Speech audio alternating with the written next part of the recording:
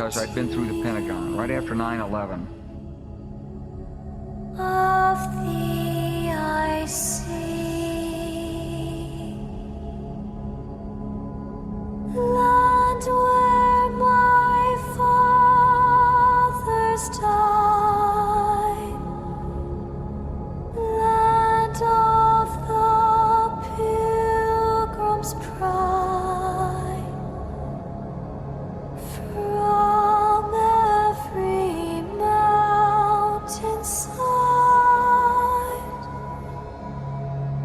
Let freedom ring.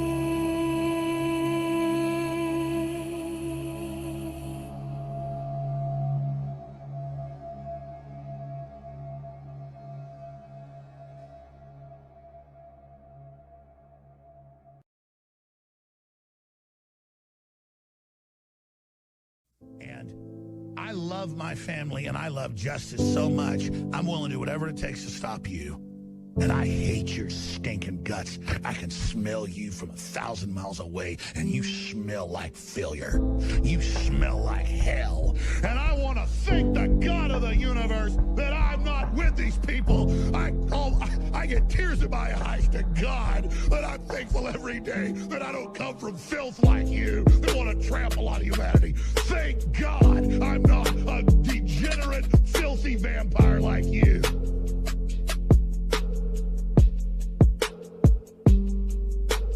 Try to find time for the future, it's an info war. America the Great getting betrayed right within its doors. Subliminal messaging, Babylon turn us into whores. No vocal cords left screaming like Jones with bulletproof doors. I hear the angels and I see them soar. God, you're not dead, I see you open up doors. Controlling destiny, never let them get the best of me. America's on the globalist plate and Satanism is the recipe. They want us dead, I don't care what everybody's telling me. You heard what he said? It sounds crazy, but we live in crazy times. I sound the alarm while the media lies.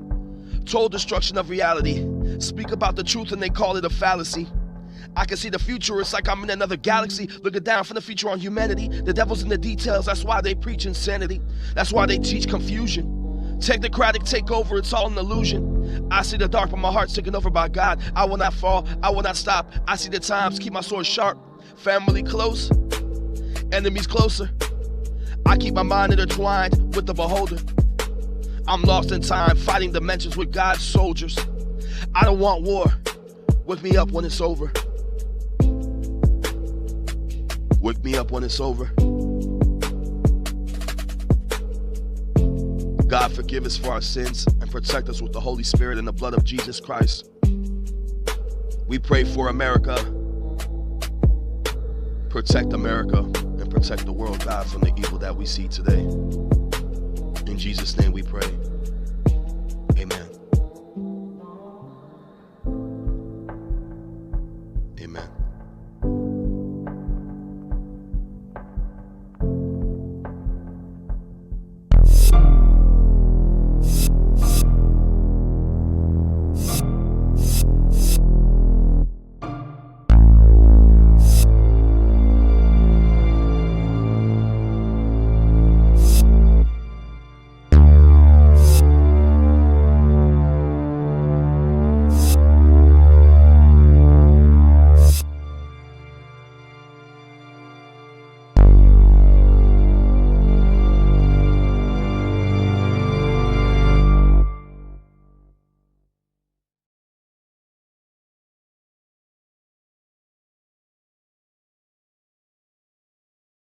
Everywhere she goes, Oh-Young Hallyu is followed. What she buys, how she behaves, is tracked and scored to show how responsible and trustworthy she is. It's called the social credit system, and in one version now being tested, a person's reputation is scored on a scale of 350 to 950. And Hallyu, with a good score of 752, is okay with it. In fact, most people are. It's a mechanism like pushes you to become a better citizen. It's big data meets Big Brother, expanding how the government monitors, understands, and ultimately controls its 1.4 billion citizens. Thanks to advances in artificial intelligence and facial recognition. and a web of more than 200 million surveillance cameras. Are people bothered by privacy concerns? We think the lot of camera keep the safety is really good. We can accept it. Companies are experimenting with the algorithms to help the government create the new national social credit system. The government also has pilot projects. In one, citizens are required to do hours of unpaid work to get benefits. And scores are docked for things like littering, a messy yard, gossip, even jaywalking. Video of offenders is shown on the local news. And information collectors like Zhou Ai-ni are paid to report on their neighbors. Her quota, 10 entries a month. Like the man who carried a drunk person home. A good deed, she says. Good social credit gets rewarded with perks like cheap loans and travel deals. But a bad score means public shame and worse. Huang Huijun lost a court case and didn't pay. Now he's on a government blacklist. I can't buy airplane or train tickets, he says, and the list goes on. Being discredited makes it hard to get a job or put kids in top schools. The social credit system will go nationwide next year, and few here are willing to criticize it, something that may pose a risk itself for a bad score and the life that comes with it. We will shut you down, we will cite you, and if we need to, we will arrest you and we will take you to jail. We're going to make a deal. We always make a deal, but it's going to be a different kind of deal because it's got to be a deal that respects the values in the new world order regarding local policing. And you pick the people to run those agencies and the deputies that are pledging allegiance to the new world order and good governance. We have before us the opportunity to forge for ourselves and for future generations a new world order, a world where the rule of law, not the law of the jungle, governs the conduct of nations. When we are successful, and we will be, we have a real chance at this new world order, an order in which a credible United Nations can use its peacekeeping role to fulfill the promise and vision of the UN's founders. It is a big idea, a new world order, a world in which there is the very real prospect of a new world order. After 1989, President Bush said, and it's a phrase that I often use myself, that we needed a new world order. There is a chance for the President of the United States to use this disaster to carry out what his father, a phrase his father used, I think, only once, and hasn't been used since, and that is a new world order. So that the problem of the Bush presidency will be the emergence of a new international order. Within the next 4 years, we will see the emergence of a new international order. The beginning of a new international order. The pieces are in flux. Soon they will settle again. Before they do, let us reorder this world around us. I think his task will be to develop an overall strategy for America in this period when really a new world order can be created. It's a great opportunity. It isn't just a crisis. It's about the future of Europe and a new world order. There's a need for a new world order, but it has different characteristics in different parts of the world. But today, with Asia already outproducing Europe, India and China are clearly becoming part of our new order. We are now facing a common challenge. And the challenge is how to build a world order for the first time in history on a global basis. So, in conclusion, ladies and gentlemen, a new world is emerging.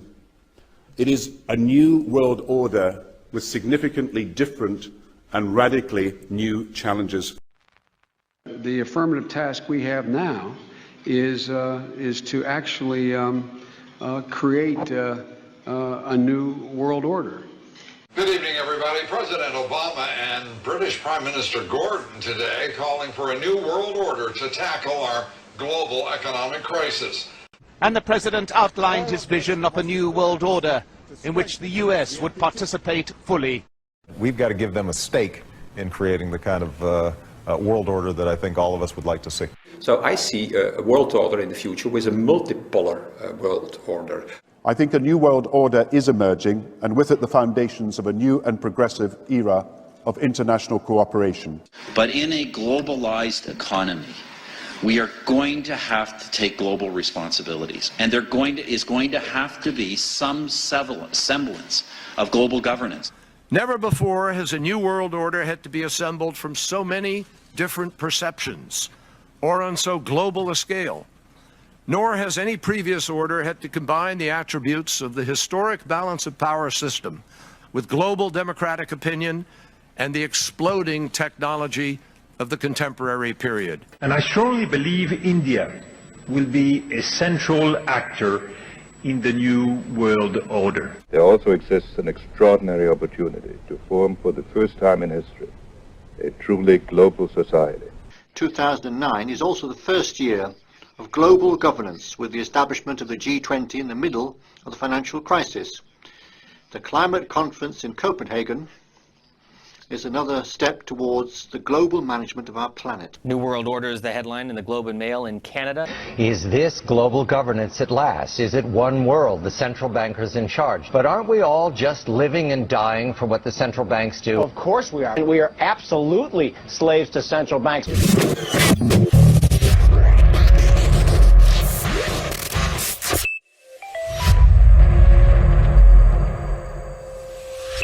Family, one physician, one health center.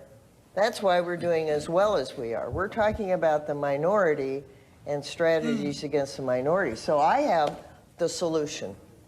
Every study published in the last 5 years, when you look at vaccine refusers, I'm not talking about, well, hesitants, most of them we can talk into coming to terms, but refusers. We'll just get rid of all the whites in the United States.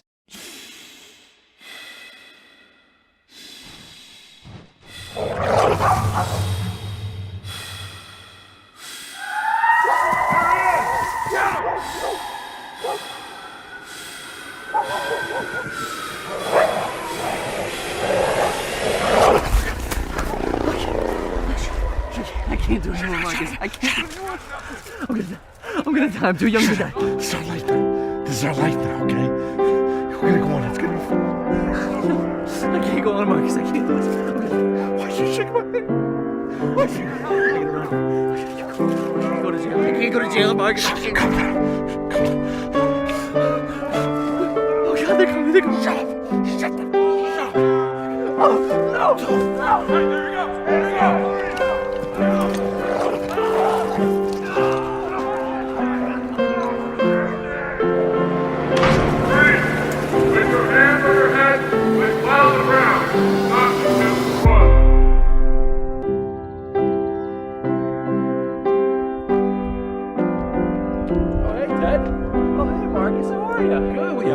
Hey, yeah, just did 7. Went to another 7, you know? Wow. Yeah. I don't want to hold you up. Let's grab dinner sometime. I would love that. All right. Good seeing you. Absolutely. I mean,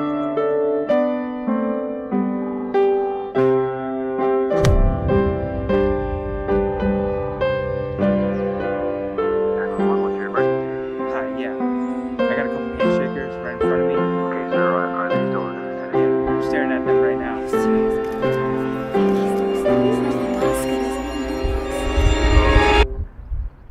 Run.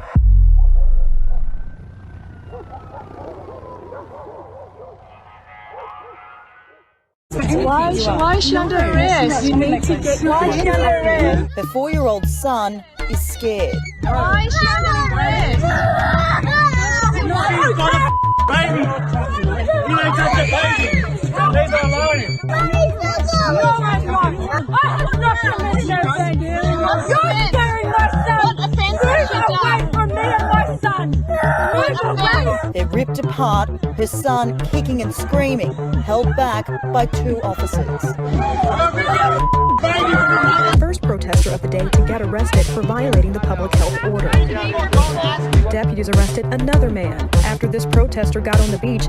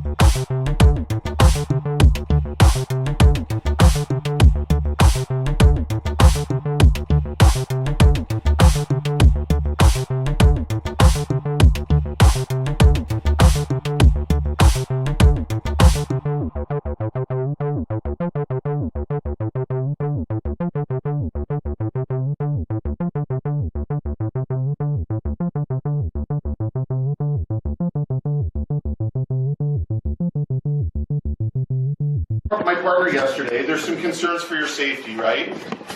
We understand what your standpoint, right? The reason why you're doing what you're doing is to take a stand against the city, correct? Not the city. Government. The government. Okay, yes, the government. I'm a mental health worker with St. Joseph's Hospital. We are part of a specialized unit, the Rapid Response Unit with Hamilton Police Services and St. Joseph's Hospital. But why did you come at 8 o'clock? It's our time to go to sleep, actually. My apologies. My apologies for coming at a time that's not convenient for you. But why did you come? I was going to let you know. You had some questions for me, and now the reason why I'm telling you why we were here, my colleagues came out yesterday. They submitted a report based on your interactions. We have some concerns for your well-being and your safety. We need to get down to the hospital. The sooner we get down there, the sooner you can talk to the doctor, and the doctor can make a decision. See, I'm sitting. I'm innocent. So she's innocent. You're not being charged with any crime, sir. I was going to say, this has nothing to do with any type You're of criminal. forcing us. Can I explain to go something? to some kind of doctor. This has nothing to do with your standpoint, your beliefs, what's going on with your standpoint with the government. We don't want to have to physically force you, okay? I don't have to listen to you. Well, you do, sir, because otherwise we have to go hands-on, we have to handcuff you and put you in the back of a cruiser. Because you are not my authority. Can you stand up, please? No. Come on. You have to stand up. Can you stand up, please? No. Please do this. No. I beg of you, one last time I'm going to ask you. Stand up on your own. No. Okay, just put your hands behind your back, please. Okay, can you stand up, please, man? It's Did you want to unbelievable. put some shoes on? That's fine. Okay, can you stand? Let me put it very clearly. You have no constitutional right to endanger the public and spread a disease, even if you disagree. You have no right not to be vaccinated. You have no right not to wear a mask. You have no right to open up your business. Wait, can I stop you? No right not to be vaccinated? Meaning if they decide you have to be vaccinated, we have to be vaccinated? Absolutely. And if you refuse to be vaccinated, the state has the power to literally take you to a doctor's office and plunge a needle into your arm. So pressing issues is population growth. How do you expect this to be addressed? The world today has 6.8 billion people. That's headed up to about 9 billion. Now, if we do a really great job on new vaccines, healthcare, reproductive health services, we could lower that by perhaps 10 or 15%. The problem is that the population is growing the fastest where people are less able to deal with it. So it's in the very poorest places. We've got to stabilize the population. When I was born, there were what's wrong with the population? I mean, with too many people. That's why we have global warming. We have global warming because too many people are using too much stuff. But if there were less people, they'd be using less stuff. Well, the man who helped start Microsoft says he wants to devote more time to helping others. Bill Gates has announced he's resigning from the board of the tech giant he co-founded 4 decades ago. He's also leaving his board post at Berkshire Hathaway. The Gates Foundation has pledged $100 million to fight the coronavirus. An issue that really grabbed me as urgent were issues related to population, reproductive health. But did you come to reproductive issues as an intellectual? When I was growing up, my parents were always involved in various volunteer things. My dad was head of Planned Parenthood, and it was very controversial to be involved with that. Eugenics, also known as social Darwinism, is a pseudoscience concerned with applying animal breeding practice to human beings. Seeking to create the perfect human, Nazi Germany paid some families to have children, while others were sterilized. Eventually, those considered undesirable were sent to extermination camps, including gypsies, gays, the mentally handicapped, and millions of Jews. During this same time period, Margaret Sanger was championing eugenics in the United States. She believed that birth control, sterilization, and abortion would eliminate disease, crime, and poverty. In 1921, Sanger said, "The most urgent problem today is how to limit and discourage the over-fertility of the mentally and physically defective." With these ideals at heart, Sanger founded Planned Parenthood. The unveiling of the Nazi death camps at the close of World War II forced a change in language. Eugenics became cloaked in terms like social responsibility and overpopulation crisis. And the final solution was moved from killing adults to aborting babies. More than 42 million abortions are performed globally every year. Planned Parenthood is the world's largest abortion provider, and members of minority populations are disproportionately targeted. Consider the race demographics in the United States. While rates of unplanned pregnancies are identical in each group, abortion rates are 5 times higher among non-white women. While social Darwinism is not solely responsible for the horrors of Auschwitz nor abortion, its emergence has allowed for some of the worst atrocities in human history.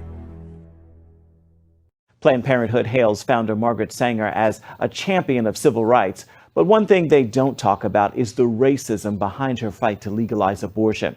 A group of African-American leaders want to focus attention on her ideology and how it affected black birth rates. Abigail Robertson has more on this story. Margaret Sanger strived for a society that limited births to only those she deemed fit to have children. Well, I think the greatest sin in the world is bringing children into the world that have disease from their parents, that have no chance in the world to be a human being, practically. Delinquents, prisoners, all sorts of things just marked when they're born. That, to me, is the greatest sin.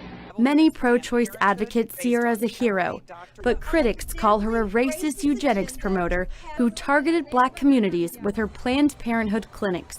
Margaret Sanger, the founder of Planned Parenthood, once said, colored people are like weeds, they need to be exterminated. People don't understand that 79% of Planned Parenthood clinics are located in minority communities, and that minority communities shoulder a disproportionate amount of abortion. Dr. King says while African Americans make up only 13% of the U.S. population, over 30% of aborted babies are from black mothers. Under the veil of secrecy and deception, 60+ million babies have not been born because they were aborted legally since '73. 1/3 of that population belong to the African American community.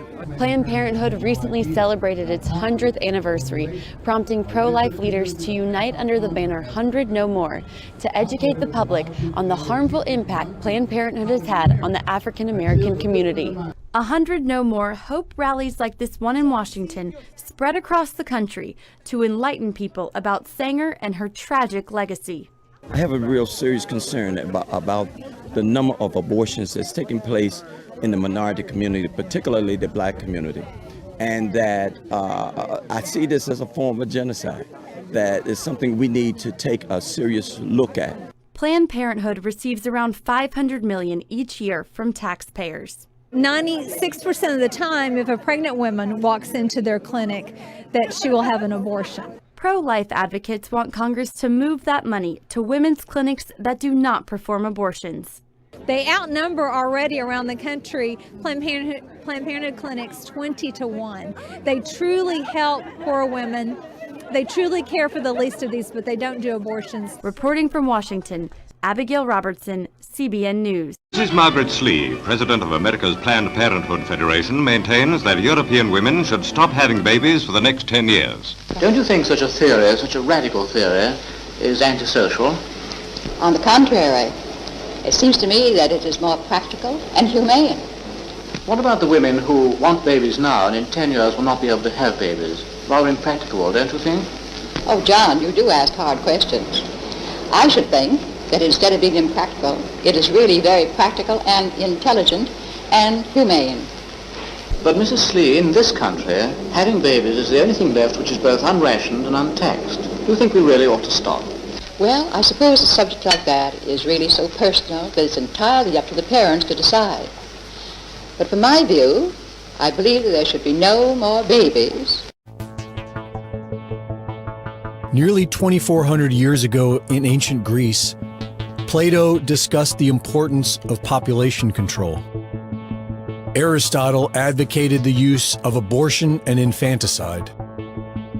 In 1798, an essay on the principle of population was written by Thomas Malthus. He outlined the idea of positive checks, which are diseases, wars, disasters, famines, and genocides. Malthus believed that these things should be utilized to increase the death rate, and believed that human misery was an absolute necessary consequence. In 1859, Charles Darwin published The Origin of Species. In it, Darwin only hinted at the implications of human populations, but his cousin, Sir Francis Galton, became obsessed with the idea. In 1883, Galton published Inquiries into Human Faculty and Its Development, wherein he wrote that his intention is to touch on various topics more or less connected with that of the cultivation of race, or, as we might call it, with eugenic.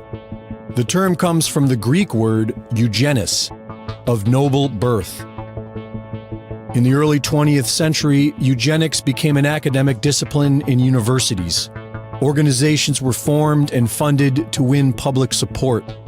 The Kaiser Wilhelm Institute and the Cold Spring Harbor Institute rejected the idea that all humans are born equal and began selling the idea of cultivating a new master race of noble bloodlines.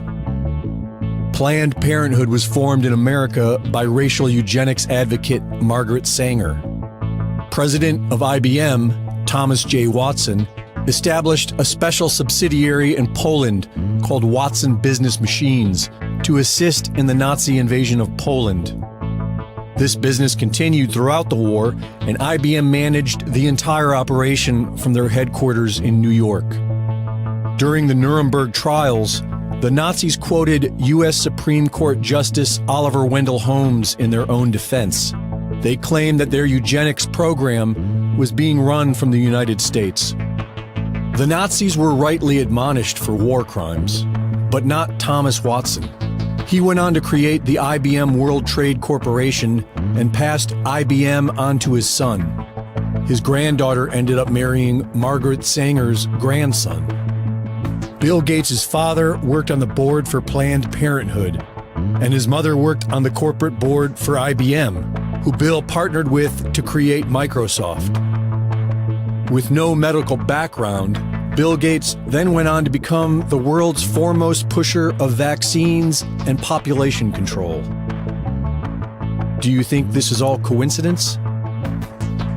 The Bill and Melinda Gates Foundation funds the WHO, the NIH, the CDC, and the UN. And now he is saying that until we get mass vaccinations, we might never be able to gather in groups. And which activities like mass gatherings may be, in a certain sense, more optional. And so until you're widely vaccinated, those may not come back at all. The president's coronavirus response team are all pushing the Bill Gates vaccination agenda. Dr. Fauci is on the Leadership Council for the Bill and Melinda Gates Foundation. In January of 2017, Anthony Fauci told a crowd at Georgetown University that there would be a surprise outbreak during the Trump presidency. There is no question that there will be a challenge to the coming administration in the arena of infectious diseases, both chronic infectious diseases in the sense of already ongoing disease, and we have certainly a large burden of that, but also there will be a surprise outbreak. Deborah Birx is a board member for the Global Fund to Fight AIDS, Tuberculosis, and Malaria, which was founded by the Gates Foundation and known for millions of dollars of fraudulent misuse of funds. In October of 2019, Bill Gates sponsored Event 201, a simulation that estimated 65 million people killed by coronavirus. In November of 2019, the Purebright Institute, funded by Bill Gates, was granted European patent number EP3172319B1 for a coronavirus vaccine that may be used to treat humans.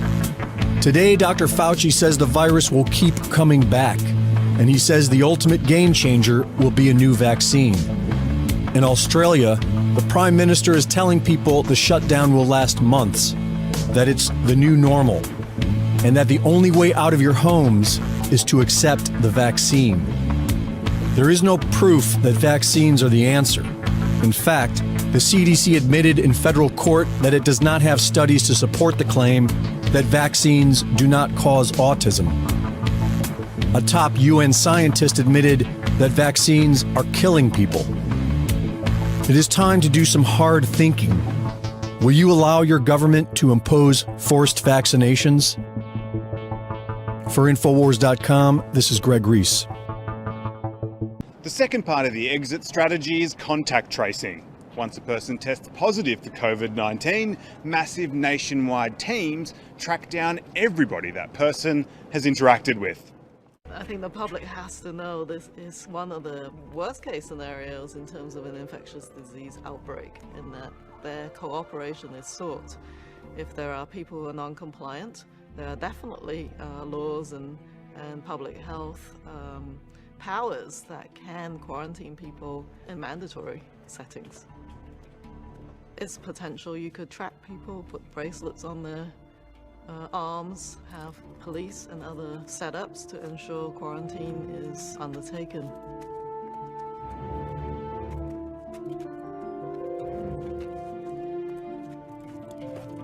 It is better to be preemptive and precautionary and take the heat of people thinking you might be overreactionary, get ahead of the curve, and then think about whether you've overreacted later. But it's such a serious situation that I think decisive early action is the key.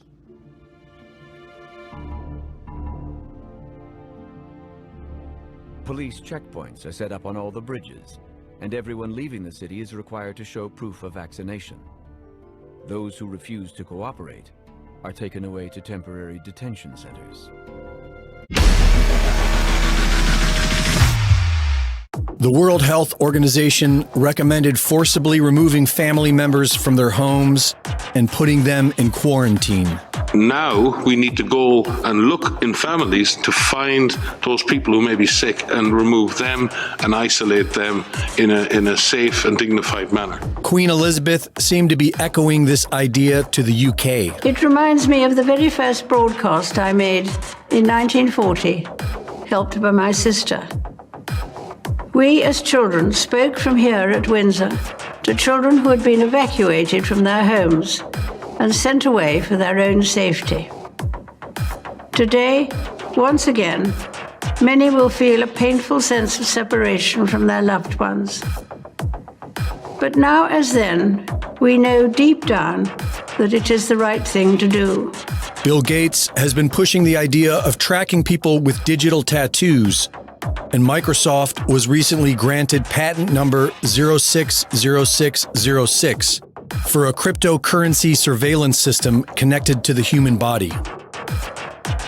Now enter HR 6666 to authorize the Secretary of Health and Human Services to award grants to eligible entities to conduct diagnostic testing for COVID-19 and related activities such as contact tracing through mobile health units and, as necessary, at individuals' residences and for other purposes.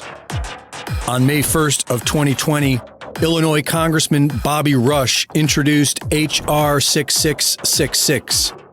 This act is essentially setting up a nationwide contact tracing and quarantine program run by Big Pharma.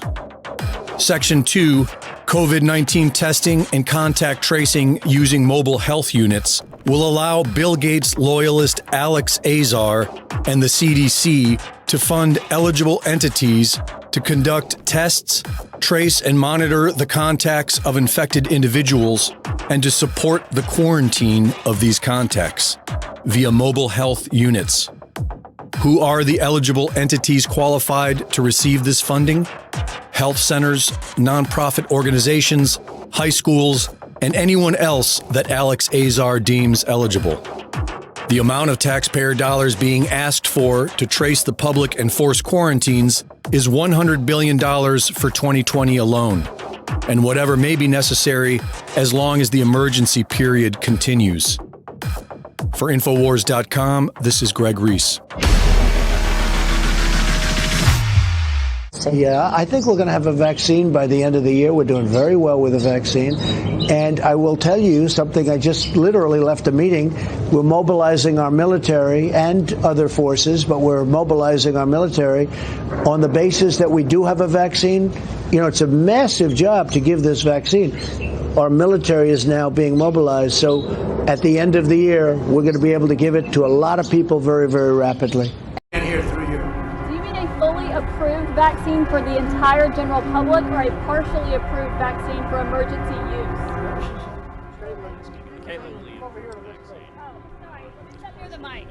Sorry, let me repeat that. Now I'm closer to the mic.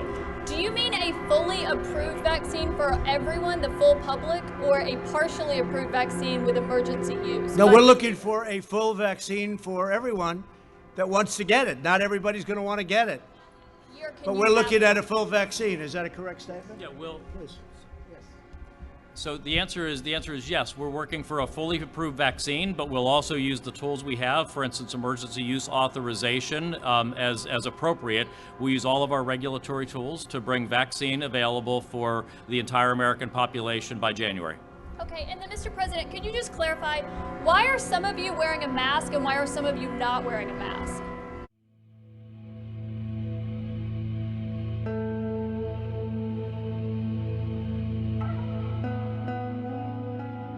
Dr. Judy Mikovits has been called one of the most accomplished scientists of her generation. Her 1991 doctoral thesis revolutionized the treatment of HIV/AIDS.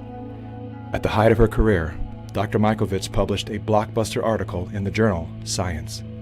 The controversial article sent shockwaves through the scientific community as it revealed that the common use of animal and human fetal tissues were unleashing devastating plagues of chronic diseases. For exposing their deadly secrets, the minions of Big Pharma waged war on Dr. Mikovits, destroying her good name, career, and personal life. Now, as the fate of nations hang in the balance, Dr. Mikovits is naming names of those behind the plague of corruption that places all human life in danger. So you made a discovery that conflicted with the agreed-upon narrative. Correct. And for that, they did everything in their powers to destroy your life. Correct. You were arrested. Correct. And then you were put under a gag order. For 5 years, if I went on social media, if I said anything at all, they would find new evidence and put me back in jail. And it was one of the few times I cried, and it was because I knew there was no evidence the first time. And when you can unleash that kind of force to force someone into bankruptcy with a perfect credit score, and so that I couldn't bring my 97 witnesses, which included the heads, Tony Fauci, Ian Lipkin, the heads of the public health in HHS, who would have had to testify that we did absolutely nothing wrong. And so what did they charge you with? Nothing. But you were in jail. I was held in jail with no charges. I was called a fugitive from justice. No warrant, literally drugged me out of the house. Our neighbors are looking at what's going on here. They searched my house without a warrant, literally terrorized my husband for 5 days. They said, if you don't find the notebooks, if you don't find the material, which was not in my possession, but planted in my house. As if you took intellectual property from the laboratory. Is Yes. that correct? It was intended to appear as if I took confidential material, names, and intellectual property from the laboratory. And I could prove beyond a shadow of a doubt that I didn't.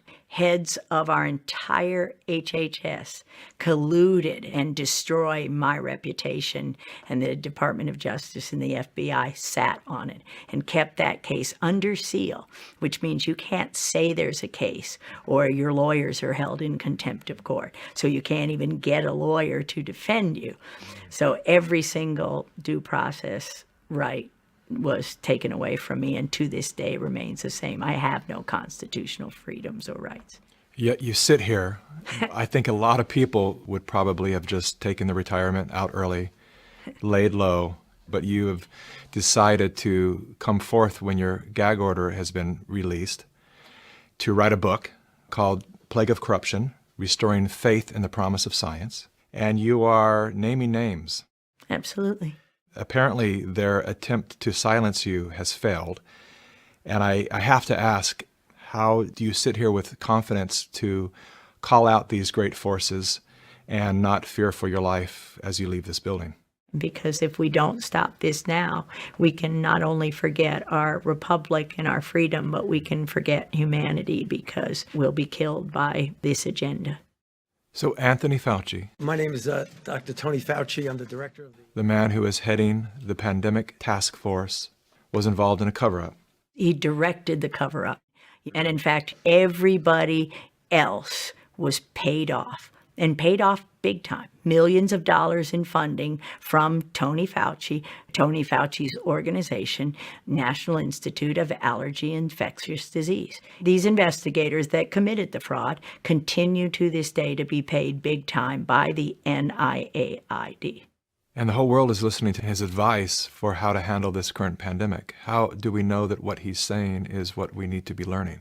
What he's saying is absolute propaganda, and the same kind of propaganda that he's perpetrated to kill millions since 1984. We know from this study quite clearly that there will be a delay in progression significantly greater than for individuals who do not take the drug.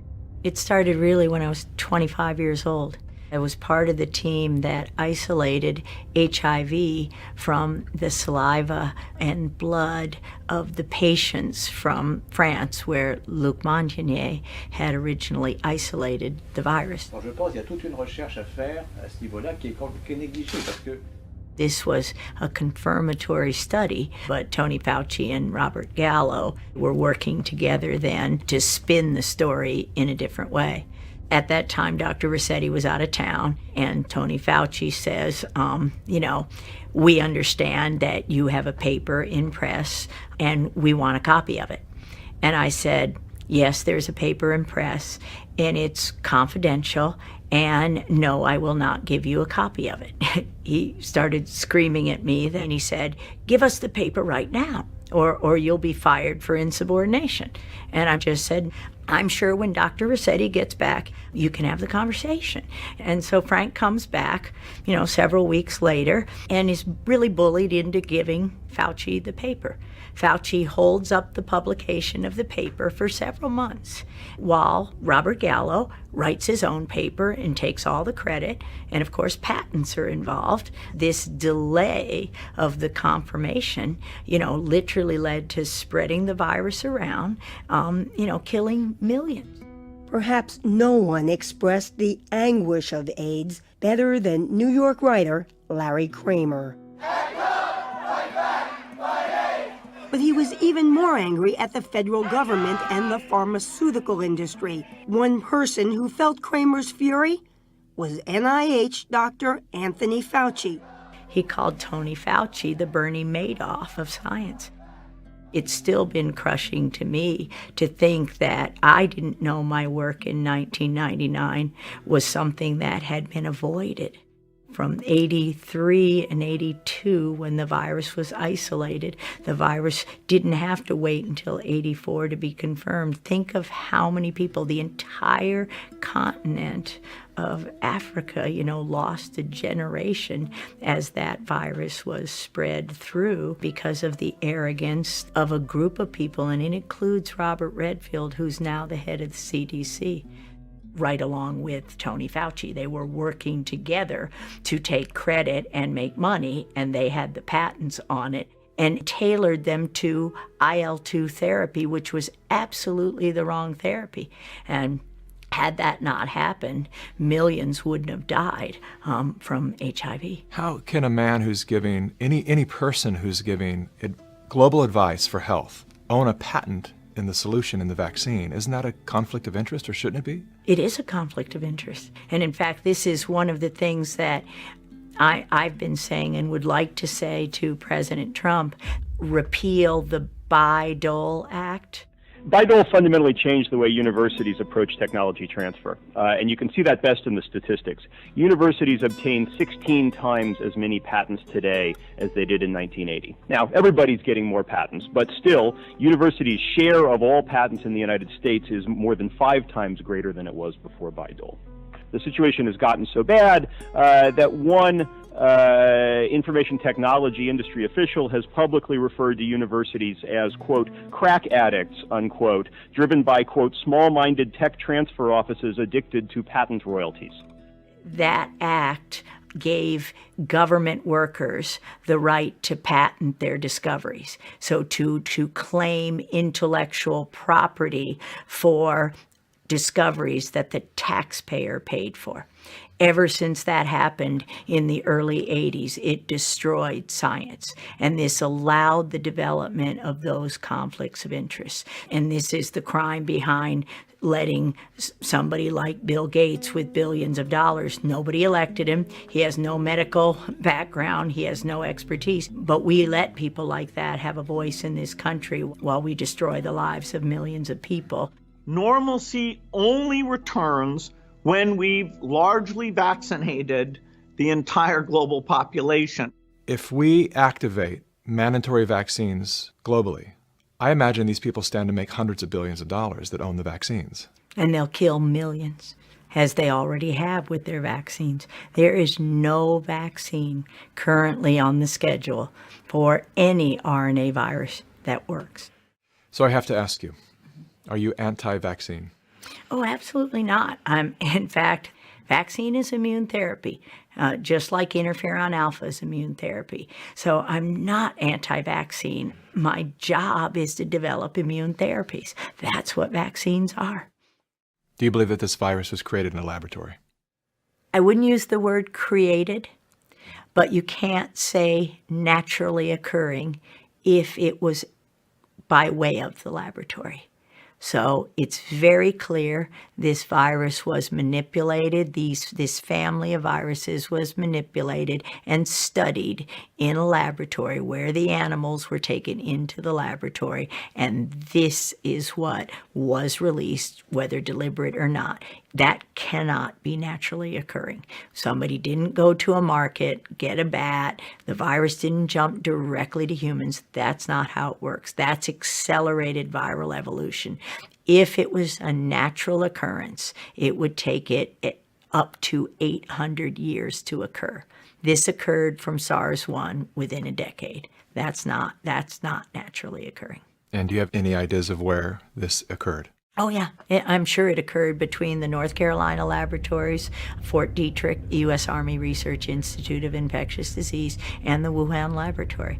$3.7 million flowed from the National Institutes of Health here in the U.S. to the Wuhan lab in China, the same lab where many people have said that this coronavirus infection first originated.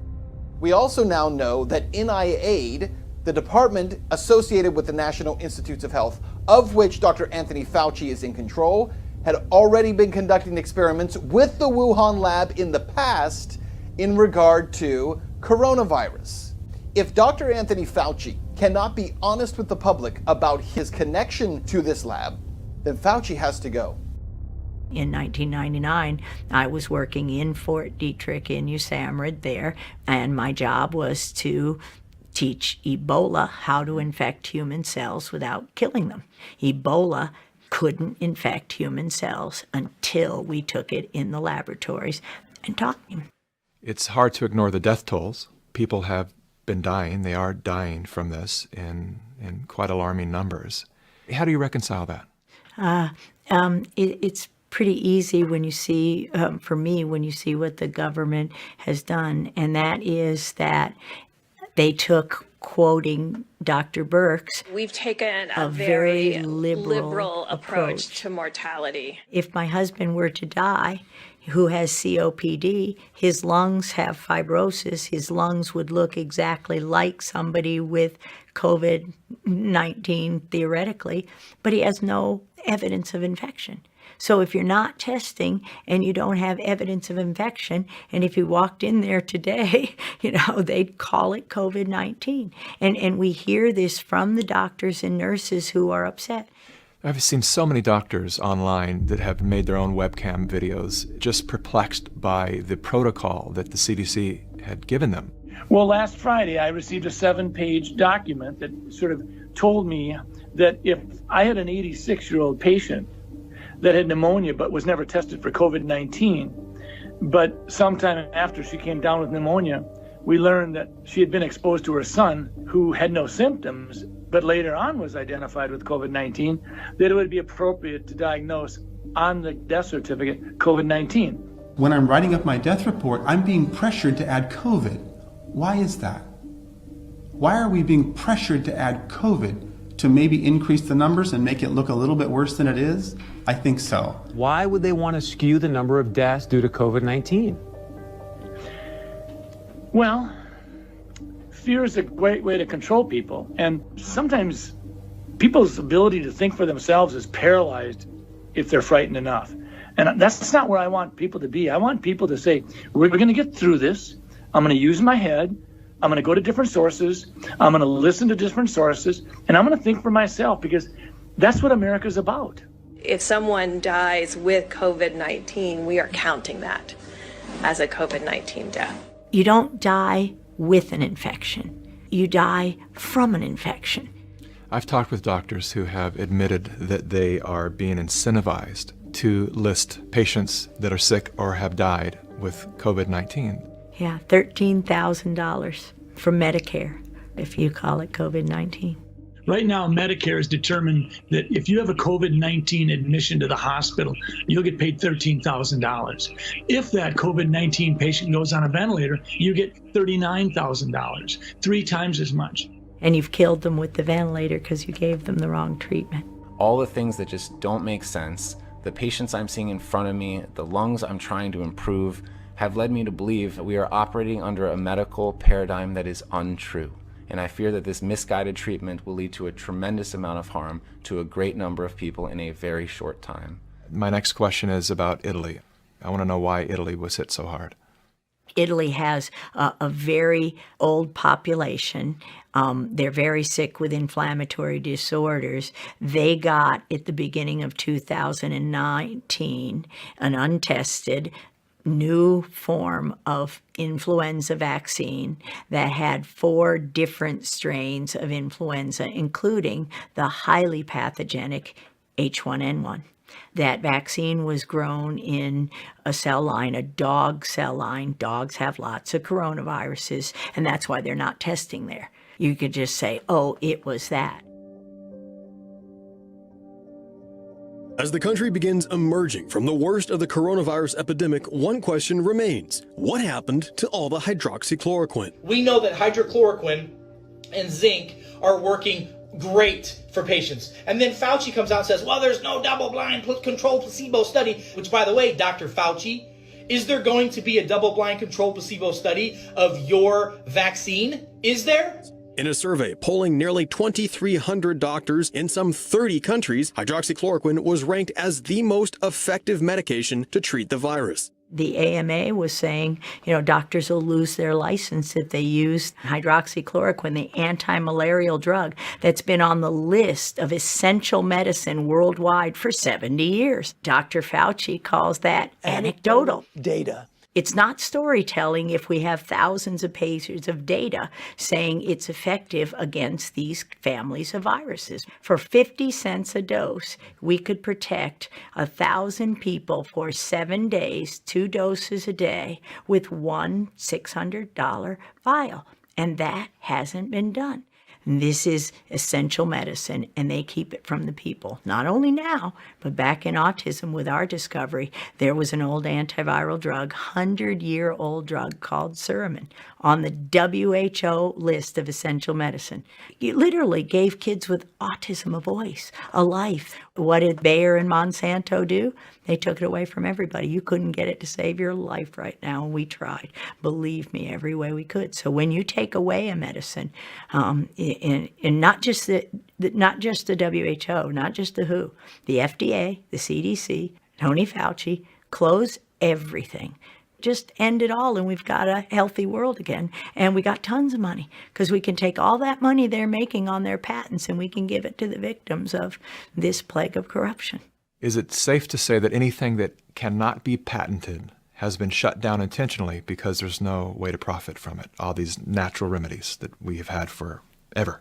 Absolutely, that's fair to say, and that's exactly what's going on in COVID-19. The game is to prevent the therapies till everyone is infected and push the vaccines, knowing that the flu vaccines increase the odds by 36% of getting COVID-19. Where does that data come from? A publication last year where the military who had been vaccinated with influenza were more susceptible to coronaviruses. Coronaviruses are in every animal. So if you've ever had a flu vaccine, you were injected with coronaviruses. And then to put on a mask. This doesn't make any sense. We wear masks in an acute setting to protect us. We're not wearing masks. Why is that? Because we understand microbiology, we understand immunology, and we want strong immune systems. Our immune system is used to touching. We share bacteria, staphylococcal, streptococcal bacteria, viruses. We develop an immune response daily to this stuff. When you take that away from me, my immune system drops. As I shelter in place, my immune system drops. You keep me there for months, it drops more. And now I'm at home, hand washing vigorously, washing the counters, worried about things that are indeed what I need to survive. You're not immunodeficient and you're not elderly. You should be able to go out without any gloves and without a mask. I think if you are those things, you should either shelter in place or wear a mask and gloves. I don't think everybody needs to wear a mask and gloves because it reduces your bacterial flora.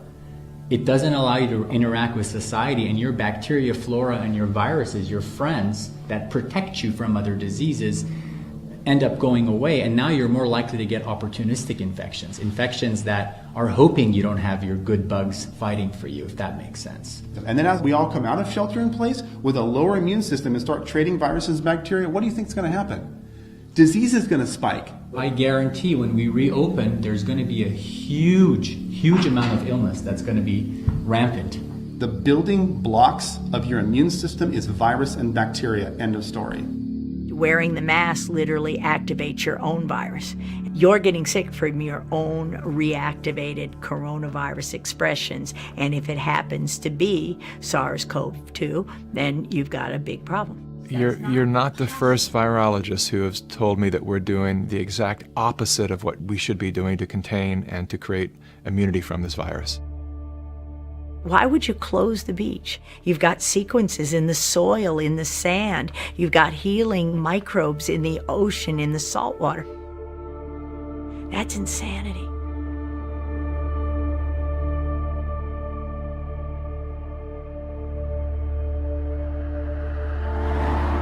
These institutions that are polluting our environment and our bodies, there was a time when they actually had to fight their own battles.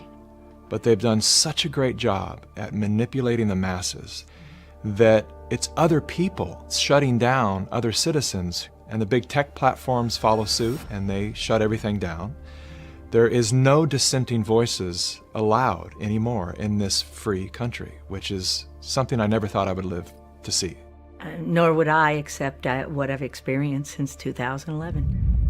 It's beyond comprehension how a society can be so fooled that the types of propaganda continue to where they're just driving us to hate each other. You want to go to work Yes. and get this disease? I think the medical profession know what they're talking about. They've been wrong so far, ma'am. They've been wrong. Hopefully, this is the wake-up call of all America to realize this makes no sense, and we win because it will take down the whole program with information like this. And for me, it's the great news that the doctors are waking up and saying, wait a minute.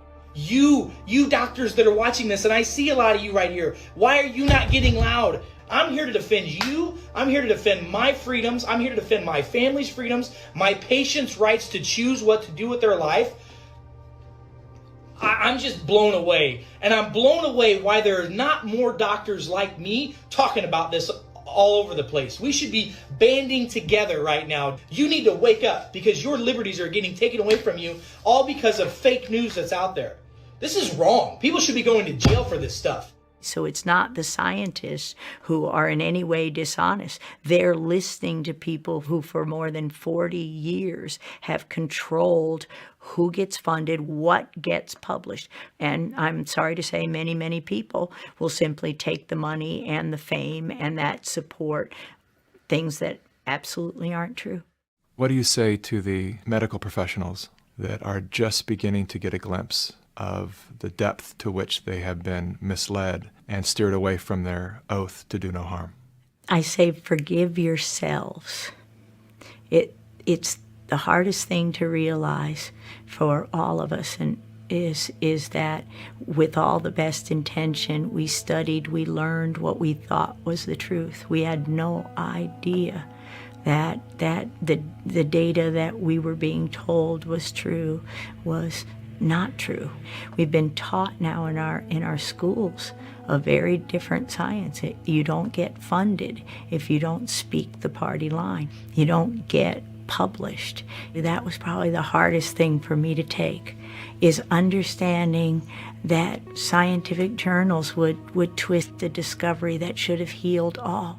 Will the scientific community have the courage to answer the question of whether these diseases might have been of their own creation? Thank you. So what we did pretty much ever since I got out of jail, we started an education company. We wake up doctors, and it's very difficult. But every doctor who realized they may have been part of the problem has now turned that around to march toward a better society and restore faith in the promise of medicine. That's all we can do. Well, Dr. Mikovits, thank you so much for your time. It's been a real honor to sit here with you, and particularly thank you for your courage. Thank you, Mickey. I appreciate it a lot.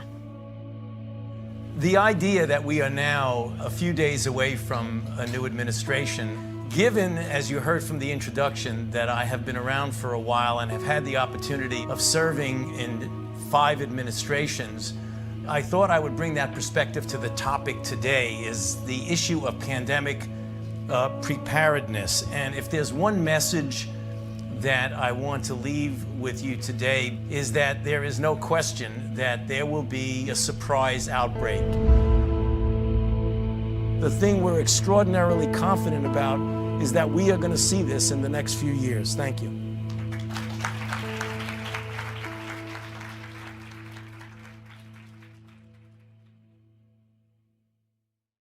The economy is not going to be anything like it was. It's going to take a long time to recover. It's going to be, people are going to be surprised at how slow and how fitful this is. Well, the man who helped start Microsoft says he wants to devote more time to helping others. Bill Gates has announced he's resigning from the board of the tech giant he co-founded 4 decades ago. He's also leaving his board post at Berkshire Hathaway.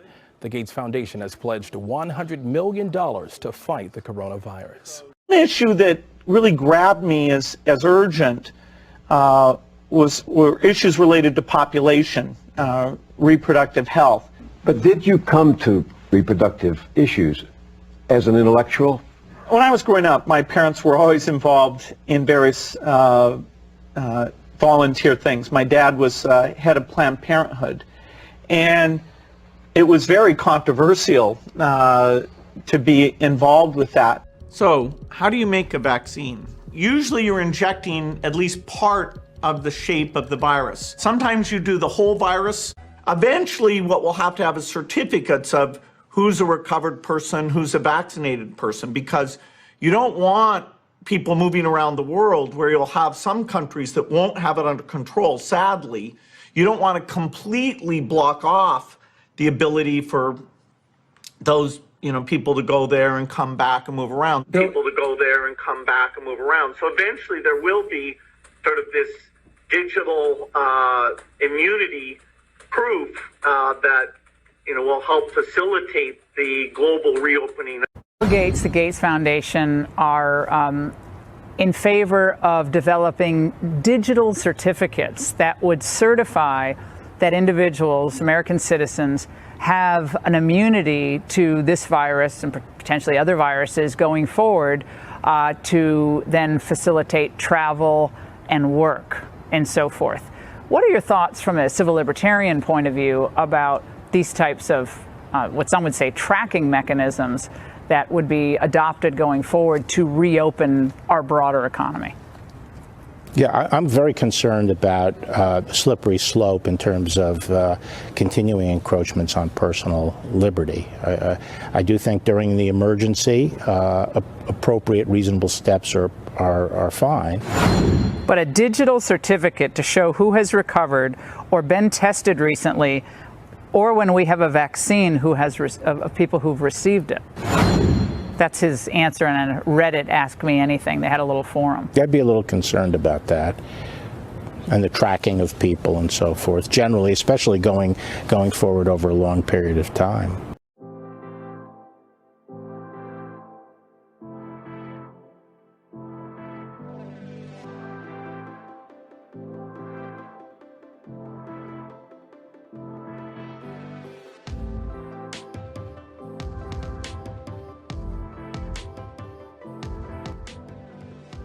We were able to develop a silver nanowire ink that allows conductive traces to be printed immediately. So there's no post-processing that's required.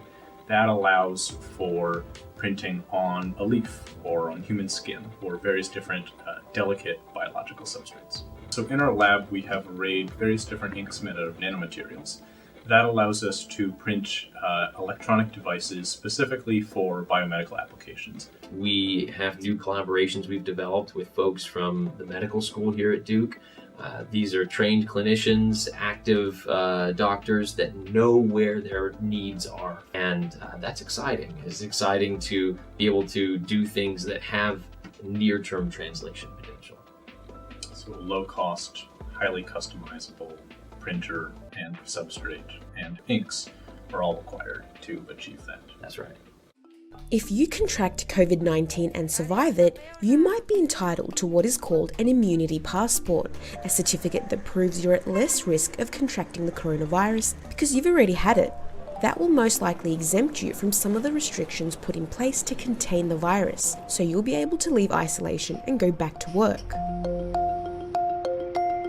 While immunity passports are not a thing yet, some countries like the UK, Germany and Italy are considering introducing the practice. Immunity passports would potentially help ease lockdowns, get the economy rolling again, bring doctors and other healthcare workers back to their jobs after isolation where they can continue to cure infected patients. But for someone to be given an immunity passport, doctors will first need to check their blood to see if coronavirus antibodies are present. The antibodies indicate that the person has some degree of immunity to the virus. But there are a few issues with the immunity passport. It could potentially give people a sense of false security, as antibody tests are not always accurate or effective, and will need to be carefully validated and approved for use.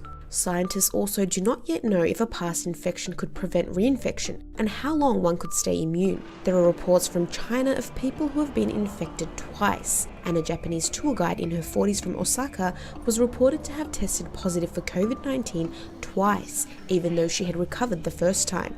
But it isn't just the science that makes immunity passports potentially problematic.